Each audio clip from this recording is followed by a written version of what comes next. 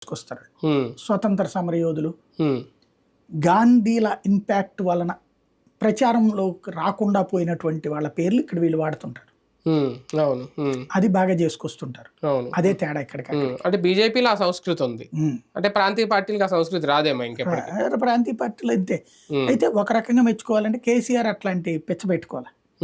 కేసీఆర్ మెచ్చుకోవచ్చు ఆ విషయంలో. తెలుగు రాష్ట్రాల్లో చూసుకుంటే కేసీఆర్ అక్కడ చంద్రశేఖరరావు పథకం కేసీఆర్ ఎక్కడా లేవు.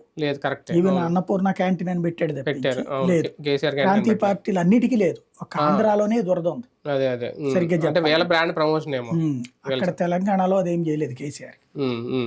ఒక రకంగా ఇప్పుడు సంక్షేమ పథకాలకి సంతకాలు చేసిన తర్వాత ఆల్రెడీ నిన్నటి నుంచే రేజ్ చేస్తున్న పాయింట్ ప్రతిపక్షంలో జగన్మోహన్ రెడ్డి గారి పార్టీ వాళ్ళందరూ కూడా ప్రత్యేక హోదా అంశం ఇప్పుడు ఎందుకు మళ్ళీ వాళ్ళు తెర మీద తీసుకొస్తున్నారు?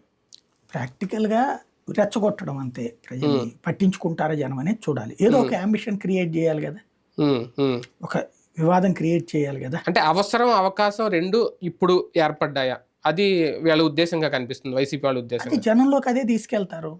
ఎందుకని ఇదివరకు మేము ముందే చెప్పాము అవకాశం మాకు లేకుండా పోయిందని. వీళ్ళకి ఇప్పుడు అవకాశం ఉంది, మేము కోరుకున్న పరిస్థితి ఇప్పుడు వీళ్ళకి వచ్చింది, ఎందుకు తేలేరని.